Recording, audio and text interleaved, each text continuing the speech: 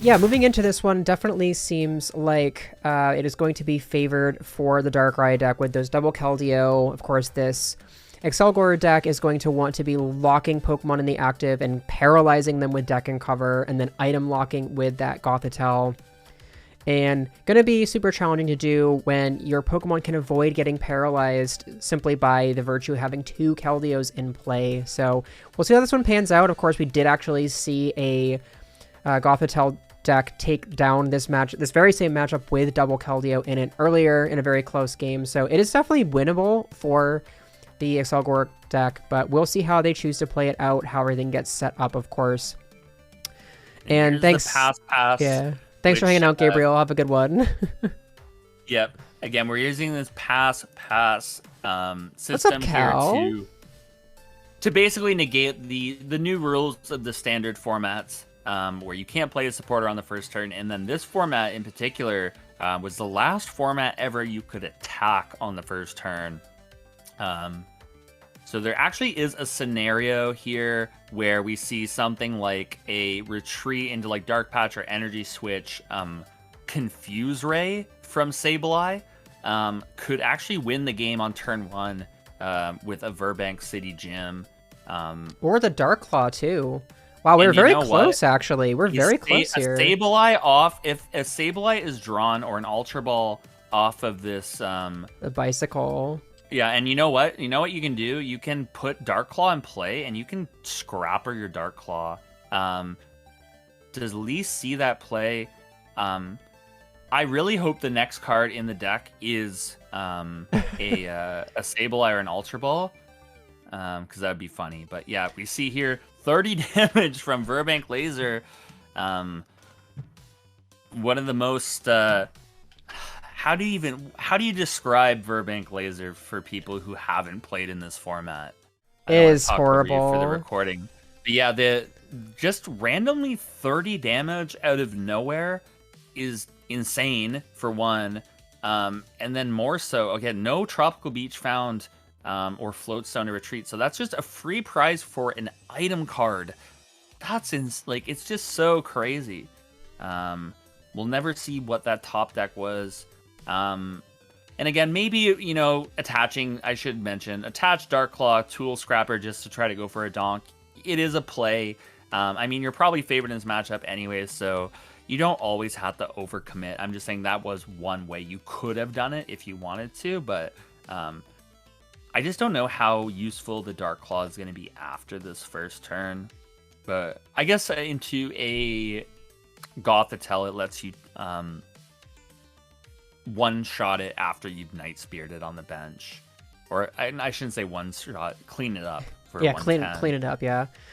Also, I apologize to the Twitch viewers. I think my stream crashed again, so I'm not sure what's going on with the Wi-Fi situation here. I'll try to get that looked into at some point, but I'm hoping these the integrity of these recordings isn't messed up, because I've had some unfortunate situations where it has... completely ruined like 5 minutes worth of footage, so we'll might have to take some matches that aren't the finals or something like that if it's that poor. Also, I'm assuming Yosh123. I don't know if it was supposed to be Yoshi23 or something clever like that, but thank you for the follow. I think it's just Yosh, but thank you so much for the follow. Appreciate it. So yeah, he finds 2 Ultra Balls here, so this is a big turn. Gonna get out the second Keldeo if it's in the deck. I've assumed wrong before, though, but yep, Lee grabs it right away. And probably play the random receiver as well. Guarantee a supporter for next turn. Very likely they wouldn't be able to actually play that random receiver the following turn. Wow, look at this in chat. Oh, it is Yoshi. Nice.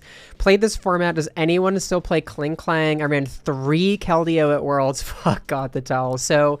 yeah, you really see, we were talking about this earlier, but, with the success of Gothitelle at US Nationals in this format, really how impactful it winning was in, warping the meta around it so that people started to play multiple copies of Keldeo.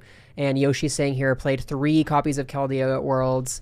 And to answer your question, people in this tournament did not play Kling Klang. One of the folks who did play here actually messaged me about potentially playing Kling Klang, and we just kind of agreed that it's probably too clunky. The upside of the deck is, a little bit harder. The gears are clunky. The gears are very clunky. Yeah, it's like the most clunky looking Pokemon. So yeah. Oh my God, Prime beat a T2 Goth at Nats that year with Blastoise because the kid prized all of his Excelgor. Oh my God. Yeah, they should have. Yeah, they should have tried not prizing all their Excelgor. It would have been a bit easier. But Yoshi, I can't. If I saw someone play 3 Keldeo in a deck, I feel like I would also have a face drop reaction. I'd probably do one of those like, "Are you kidding me?" Like what? I don't know about you, Andre, but I love to have those kind of interactions with opponents too. Like I love to kind of, have a little bit of fun with people, have a little bit of, like those fun interactions with folks. So if someone put it on a 3rd Keldeo, I would be like, who hurt you? Yeah, no, I love saying that too. Maybe less, it depends. I can be very talkative in matches. I mean, it just depends, where is it in the tournament? Where are the vibes with my opponent? How's it feeling? I'm generally very, very chill in my matches. I like to joke around quite a bit. So yeah, I do love saying stuff like that. And I think it's significant. Andre is here. Best tournament last year, Baltimore with two Rotom phones. We love to hear that. Love that. Yeah, and I think, I mean, there's obviously a play, just going back to the last point about, being, I guess, friendly with your opponents, to put it that way.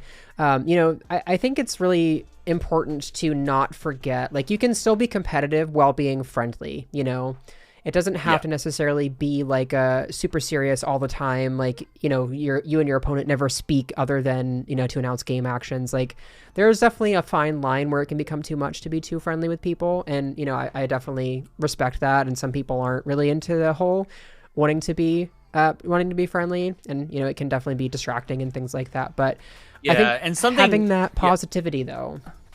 Yeah, and something I'm just going to add on to that I try to do, because I am someone who will, chat with my opponents, is, especially if it's during their turn, I'll try to say early, like, hey, if it's bothering you or distracting you that I'm playing or talking, just let me know, and, like, I'll stop. Consent is important, people. Consent is important. Yeah. Because, like, if you're trying to think out your turn but feel, like, socially obligated to continue a conversation, like, it can be distracting. It all depends. Just, be honest with yourself and your opponent, like, if it is. But yeah, just be friendly, be nice. Absolutely. It's been proven that it's actually really hard to be nice in the Pokemon community. Like, it's actually like expert S tier difficulty, but this energy attachment is actually, like, super important. Oh wait, never mind. Sorry, I didn't see the Keldeo still had that one dark on it. So yeah. And that's interesting you bring that up, Z-Man, that as a non-competitive player, it's something you've noticed that Pokemon TCG is super serious compared to VGC. Yeah, and I think that's an unfortunate... I would almost even say that recently it's an unfortunate side effect of people playing online so much, is that you miss the interactions that you would get face-to-face. And for me, like, I used to go to locals all the time. I used to, play when we had league cups and league challenges. I would go there, and even when you're being, sweaty, as people put it, you can still, at least for me, you could still have that interaction, and you start to meet more people the more tournaments you go to. And I'm sure this is similar for you, Andre, as well, having played the game for so long. But at these events you go to, like, I mean, I have played someone that I'm at least, like, somewhat, aware of, or someone that I've spoken to before at, like, every regional I've played in the last year or two. Where you have an opponent, you're like, hey, how's it going? Haven't seen you since X regional, or haven't heard of, how are you doing? Like, you have at least that, like, familiarity with the person. Yeah. And sometimes it's just, I love that about the game. And I have a very, very good memory. So sometimes I spook my opponents by saying, hey, I played you at this tournament in this year at that round, and you played this deck against mine. And on this turn, this very specific thing happened. And I've definitely scared a couple of people with that memory. I don't know. Oh, Emma I didn't see this message earlier. She texted me. I don't know if she's in chat, but she just said Verbank Laser was healthy for the format. Oh my God, Emma, no. bad. Listen, they had to print an No, entire... is it bad though? No. I actually kind of want to have... Yes, they did have to print an entire archetype dedicated to Virizion EX literally Burbank. said this is a problem. Yeah. So, okay, well, here's my argument. Here's my argument against it, though. Look at the power level of Pokemon Catcher and the power level of, like, of Darkrai, like, just in general. I think, though, my main argument against it is the fact that it made, because of the turn 1 attack, it made donks so much more, so much easier to do, especially when they had things like, the Thunderous EX that we saw in the last matchup, things that can attack for 1 energy. And as we do see this one... EX, right? Mewtwo EX, yep. And this one going immediately into game 2. So, yeah, that was definitely an unfortunate setup for T in that one, or I guess lack thereof. But it is an unfortunate matchup, as someone mentioned. The double Keldeo definitely makes this a lot more favored for the Darkrai player. But to finish that point, I think that, just the virtue of... And like I think you mentioned this previously, that, like, taking a free prize with a trainer card is absurd. Like, you shouldn't ever be able to take prizes without attacking. Like, you could literally play 0 energy and not attack at all and still take prizes, which feels like it kind of is just against the way that Pokemon should be played. So I would argue that while it's, having maybe like a special condition, like I think one or the other would have been fine, but both together was a problem. Yeah. I have mixed feelings on it overall, because I feel like, the format did have answers for it, as long as it did exist in Keldeo EX. But I think you're exactly right when you say, what? Oh my god, 3 Juniper. 3 Junipers in a rare candy. Oh Lee my god. Absolutely spamming his mouse. Look at that. Look at that excitement. Actually want to take the time to point out, this will never be topped, okay? Ever. I'm sure there's a joke there, but don't make it. I was immediately reaching for it too. Don't reach for it. Okay, this scenario will never be beaten for Town Map. A fellow Canadian player at a regional played Town Map on turn 1, playing Virizion Genesect. And important to know, he'd already searched his deck, revealed to his opponent that he prized 4 Genesect EX and a G booster. Oh my god. And there's a picture of it somewhere. It is one of the most iconic moments in Canadian Pokemon history, was the infamous Town Map with 4 Genesects and a G booster. If I can find that photo, please put it in the Discord. Yeah, for sure. That is absurd. I mean, I guess we're just we're emerald slashing for days there, I guess, right? Yeah. And just Town Map in general is actually a card where it's interesting because it is a double-edged sword, right? In some decks, Virizion Genesect in particular, your strategy was so reliant around that G-Booster A-Spec card. In other decks, like you see here in the GothGor Excelgor deck, is still very, very solid because you have a lot of moving pieces. The Muna, Musharna, the Dusknoir, both are all like one-ofs in the deck, so if you want to get those going, very, very handy to be able to pick those pieces out of the prizes faster. Well, we saw in the correct this order with Town Map. Yeah, and we saw this previously. My brother actually he made a top cut of the last event with the GothGor deck and had a really clever play at one point where using Sinister Hand to take a KO into taking a prize, hand picking a prize off those revealed prizes. So in this deck especially, where, like you mentioned, because of those moving pieces, so many different parts of the deck, needing to take those, but then you can also take them during your turn without ending your turn with an attack, which is really, really relevant. To get those pieces into play. It does find the Keldeo in the Dark Energy. Here's an energy switch, as we don't have item lock right now. And also, I mentioned this earlier, the Mr. Mime, I really didn't... Okay, this is the third time I've watched Lee random receiver, and the first card was a supporter, just a random... no pun intended on the random, but just a random observation here. But I talked about the Mr. Mime. Not really, the GothGor Excelgor deck doesn't really have bench space for it. You see right now, is there and the Musharna? There is one Musharna. Mew. There's Dust. There's Dusknoir. And, you got to get multiple, often Excelgors on the bench to keep nice copying prime. that attack. Yeah, this is the only Shelmet in play. So yeah, a Russian Retreat Night Spear is... I don't know how you come back from that. Even though it's only the first prize of the game, I don't know if we'll see Lee. By how fast he's playing, it doesn't look like he wants to play extra cards here. Doesn't really feel threatened by a potential Gothitelle coming out. Won't get the added benefit of the Night Spear chip, as like I mentioned, the Mr. Mime is on the bench. Yeah, but one thing that's really important to mention here is with those 3 Junipers that we know are in the prizes, the T's hand here could be completely dead. Of course, you get to see a few more cards with the Forewarn, but Lee really knowing that the chances of a big pop-off turn here coming from T are extremely low with those 3 oh my god, I did too. 3 Junipers prized. And I mean, really all we need from T here is like multiple Shelmets to hit the board to give yourself a chance, but it's going to be so hard to even find those with that many. Of course, as I say that, the forest Juniper is played. The one Juniper, and actually I was going to point this out. I don't know, like I said, I know this format well, but not well enough to know.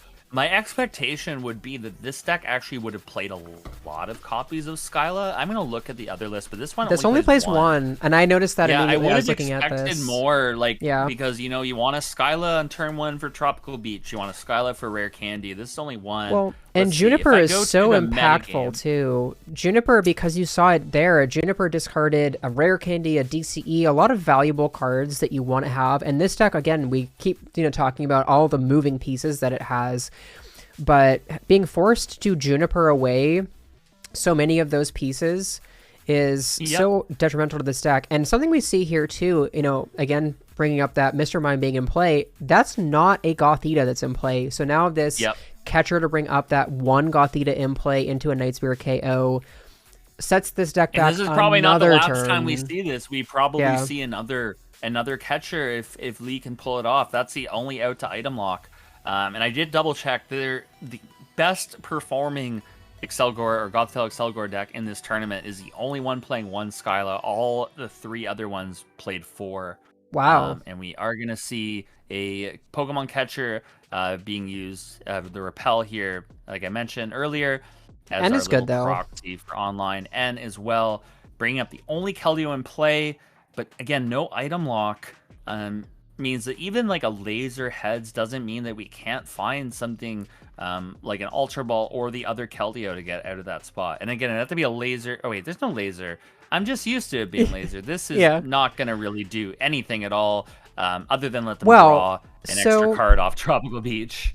But if we were able to have found a DCE there, we could have used the deck and cover to keep the Keldeo. The attack. Yeah, so the threat of the attack on the Keldeo significant because it takes away Russian retreat, but also does double damage as Keldeo's weak to grass.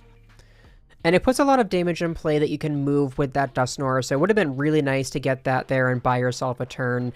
And it's funny, again, we've talked about the Mr. Mime being in play, but here it's getting sacrificed, being offered up to the Darkrai gods so that it can free up that bench space. This is the least valuable thing you have in play, and I'm frankly surprised to see Mr. Mime is also very significant. Right. How many Floatstones have we seen? I should be 4 in the deck, but we've seen at least 2. I would expect 4 in the deck. Yeah, 4 in the list. That's at least 2 gone. He will have the Excelgor will be able to come up for them and provide the free retreat. Yeah, I guess what you're hoping for here after this turn is, you need at least one more, at least, there's only one bench spot. You need another Gothita down, and there'll probably be a deck and cover from Excelgor, but can it be a deck and cover on a Keldeo? Because if it's not on a Keldeo, we're not really getting anywhere. Yep, and there is the Night Spear, and we talk about how significant this bench space is. There is no scoop up net in this format, so once those Pokemon are in play, they're kind of stuck there. And I mean, I've harped on this. I think someone asked me the other day what I think the worst card in Standard is as far as oppressiveness is concerned, and I said scoop up net because it really eliminates the it eliminates a lot of misplay potential, because if you overextend on your bench, you can just be like, oh, well, I'll just pick all these Pokemon up anyway. So I kind of really hate Scoop Up just to have a completely irrelevant tangent there, but you see the impact of the bench space here. Yeah, absolutely. And there is a Flowstone, super, super valuable resource here, and a Scrapper of their own. Is there a DCE? There is. But it's on this Darkrai, so the attack into this Darkrai, while you put some valuable damage in play, you can just rush in and retreat to reset the paralysis. You can attack with you in the bench Darkrai if you want. It's kind of irrelevant because the damage can go anywhere with that Dusknoir, but if you want it to, for any reason, you could attack with the other Darkrai. You have the Beach in play. I think you might want to counter that, though. Although, at this point, you probably don't want to, because it gives you more... There's definitely a right answer.